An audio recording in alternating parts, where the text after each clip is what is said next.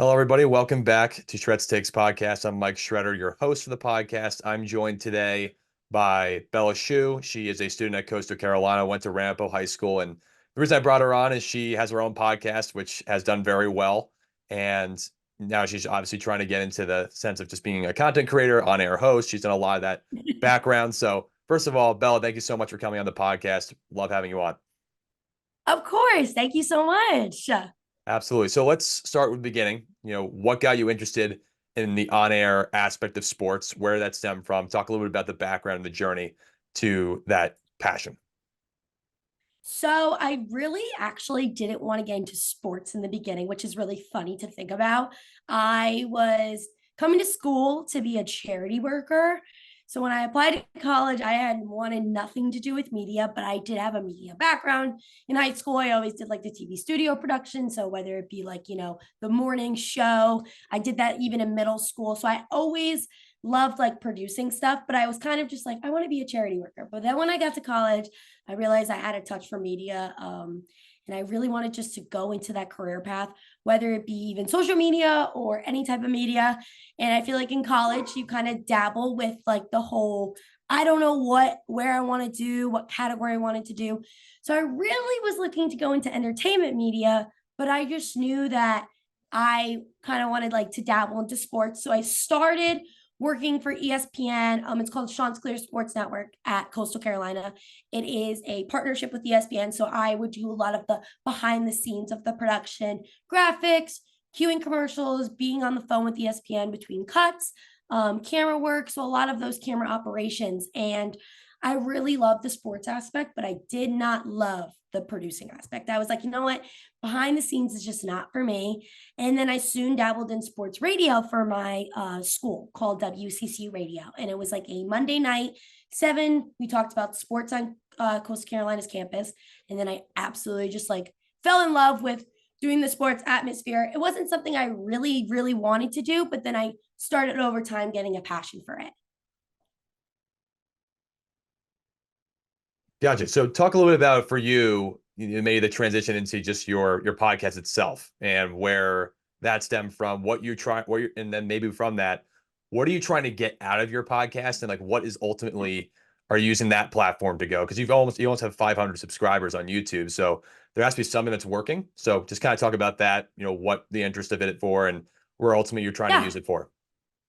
of course. So my podcast was kind of sprung into like, it's kind of funny to say, like I was just sitting down with my parents and I was like, I need to create a digital footprint, and how can I? Just by having stuff on my resume by LinkedIn. Like I obviously you could put stuff on LinkedIn, but like how can I show people my own work and how can I develop my own platform?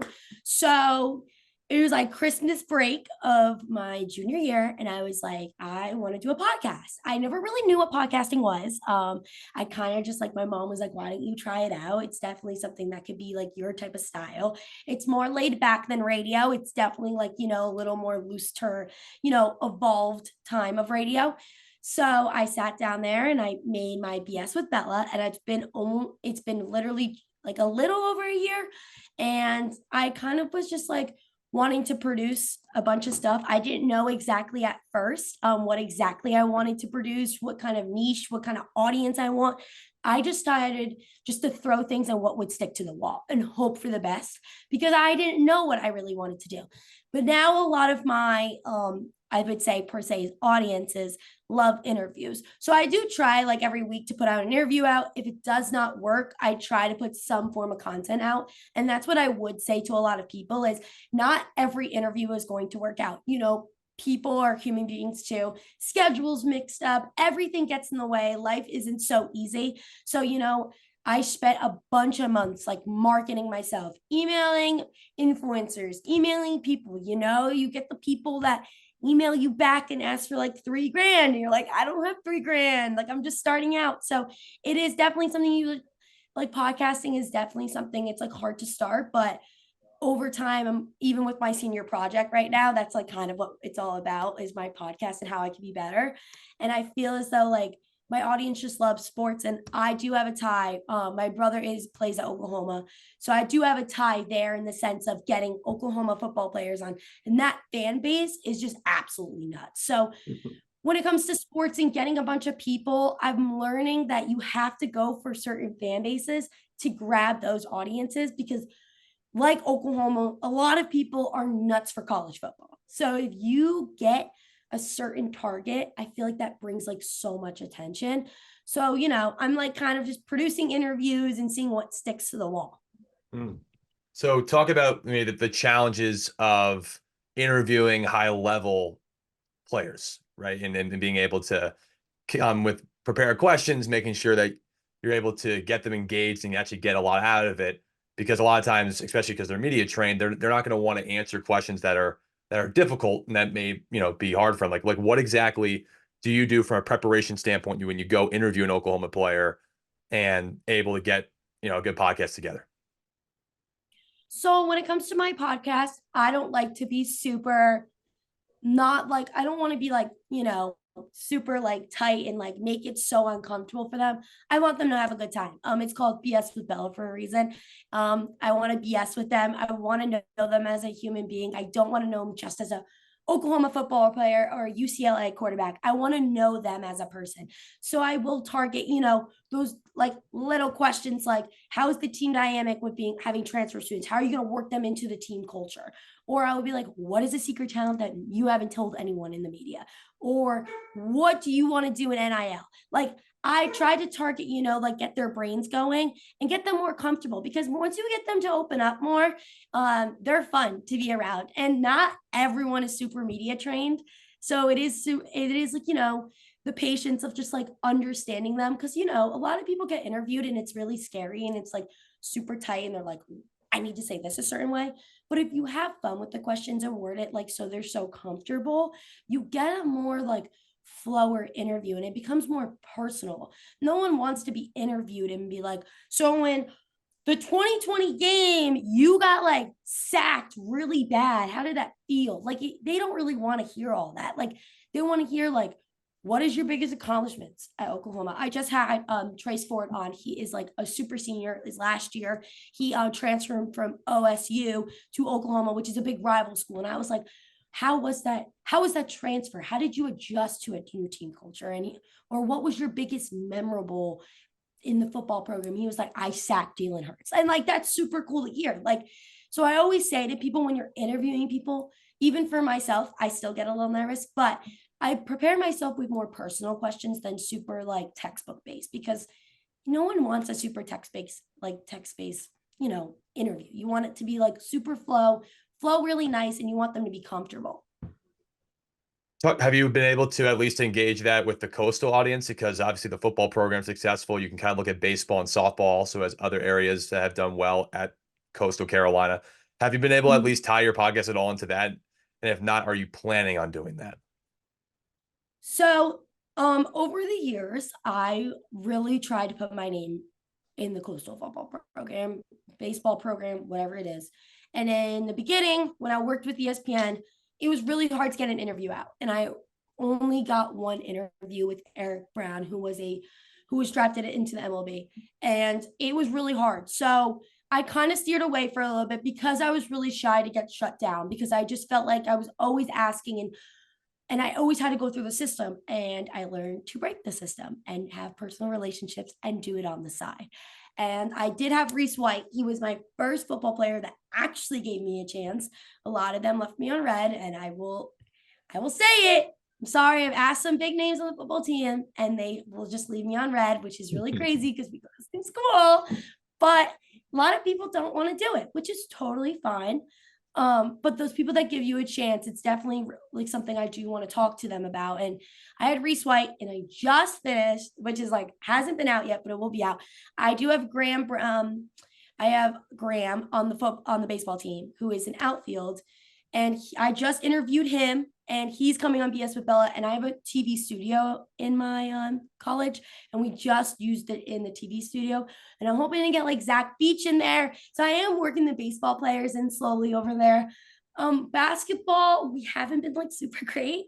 So I just like they're kind of like ending their season. So I try to hit like points with the baseball, like especially I feel like baseball's a little more easier going with the media. Basketball, I haven't really been seeing. So with baseball, they have a lot of recognition right now. So it's definitely there's some prospects out there definitely for the MLB. So I'm definitely working into the coastal culture being a senior for the last few months. I'm going to try to get in those like coastal alumni, even coastal members right now.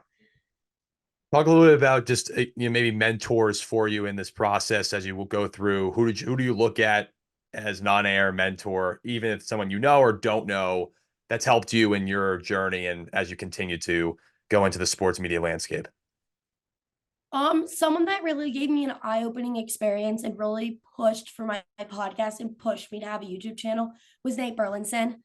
I do have a personal relationship with him, and we really like connected on a level one day. And he's like, "You just got to do it," and I was like, "I'm scared," and he's like, "You just got to do it. You just got to put stuff out there because eventually the right person will see it and the right person will give you a chance." And as a senior, kind of just like finding jobs just for my podcast, I've gotten some opportunities and some hoping to get some job opportunities in the future within these companies I'm talking to. And I would say he was a really big mentor for me. Just also like just anyone in the media industry. My mom was in it for a little bit, so definitely just to hear her side of things and kind of just guide me a little bit. But those would I would say are my two like mentors in the media process. I mean, like I love my professors here, but it is a little different. I could say is like they're more in the news era, and I'm like more of like the Gen Z influencer podcast radio type era. So I would definitely say like those two would be Nate Burleson and my mom. So in terms of content itself, because you're marketing to a Gen Z audience, was Mhm. that ever a difficult part for you when you're trying to create your own brand, or did that come naturally to you when you were posting stuff on social and making podcasts and that type of thing? I want to be relatable. I don't want to be someone, and that's like so cliche to say, like everyone wants to be relatable, but I want to be relatable in the sense of I want people to tune into me and I want them to have a good time and I want them to get something out of it. I don't want them just to, listen to a podcast for 40 minutes and be like, oh, that was kind of a waste of time. Or like, oh, like this podcast is not super something I want.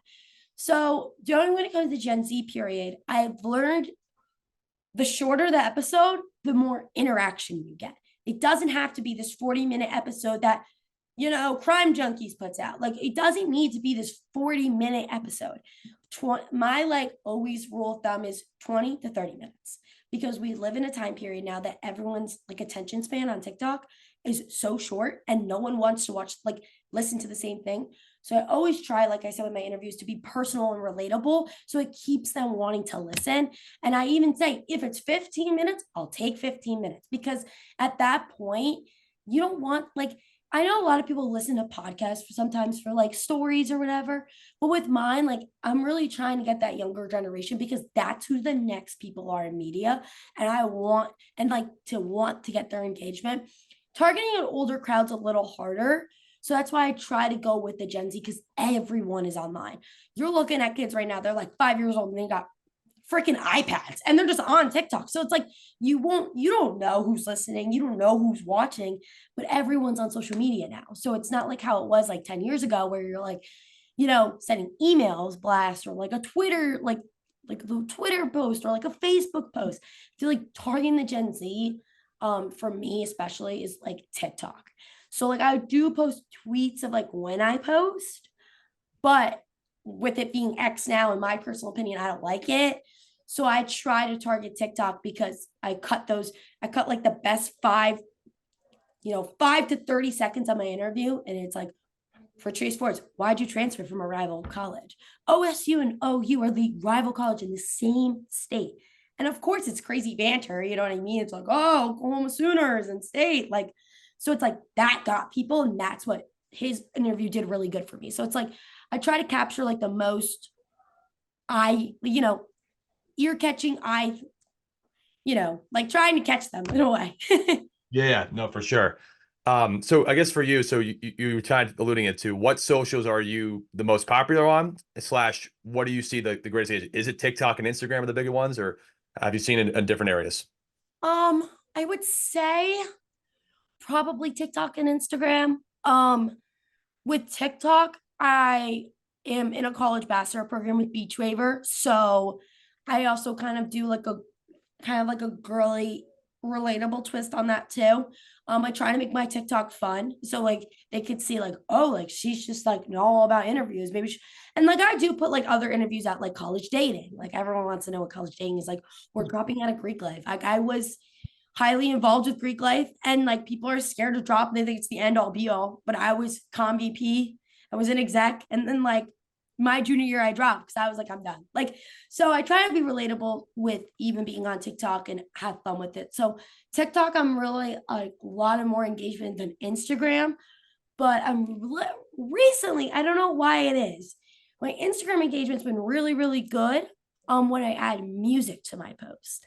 I'm not sure why. I just feel like the music ones have been doing a lot better than the ones that don't, which I don't know what that even means. I don't know where it's, being planted, but I would say it's like TikTok, Instagram, and slowly Snapchat. Because I do put my Snapchat in my link tree, attached to my YouTube and my Instagram. And I do post like, my interviews, like what am I doing and type of thing. So a lot of people like to follow that. So I'd probably say it's like TikTok, Instagram, Snapchat, and then slowly Twitter. Last question for you. What does the future hold for you? What are you looking to get into as a on-air content? Are you trying to get into the journalism space? Are you trying to get as be an on-air host somewhere? Are you Yeah. trying to be a social media influencer? What does the future hold for you? So I kind of wear different hats. I kind of wear different hats in the sense of where the hell do I want to go? Um, I've thought about it, what my direct path is. The dream I would love to have my own TV show. In the sense of like interviewing and having like kind of like a Jimmy Fallon type of thing or Jimmy Kimmel type of thing. That would be awesome. But it's definitely really hard to get into. My career path right now, if I had to say, would probably to be on air sports radio. I think it would be really cool to do that. I like that radio is now being more recorded. So that is definitely something I'm leaning more into is the news, in my personal opinion. Nothing against anyone that does news. It's just I don't want to start in tumbleweeds and like work my way up. And that's like always been the thing with news is like it's always been like that certain stereotype. And like with radio, like I just feel like it's evolving and it's always been the longest thing in the running. It was Mm, like literally the first form of technology mm. for communication. So I was like, and sports radio is now becoming like podcasting. So all that's being tied into it. And I just really enjoy that aspect of being recording and having audio. So right now, my future holds is like, would I love my podcast to be like the end all be all? Of course. Is it, you never can't say it won't be, but as of now, I would love to go into sports radio. I'm looking to move. I live next to New York City, but I'm looking to go more southern cities just because New York is a competitive market. I am from New Jersey, so being right outside of there and being next to the number one market is really hard going to college, south. So I'm just going to stay in the south cities to hopefully get a job in there. Well, Bill, I want to say thank you for coming on the podcast. I'm glad we put this together. It's cool to listen to people who want to create content and are doing well in that space and getting their name out there from a sports media standpoint. So, first of all, appreciate you coming on. Thank Of you so course. much. Of course. So, for everybody listening, Mike Shredder here from Shreds Takes. I had Bella Schuh on. She runs BS with Bella, which I'll put all these links in the description below for everybody to listen to. And again, thank you so much, and we'll see you on the next episode. Of course. Bye, guys.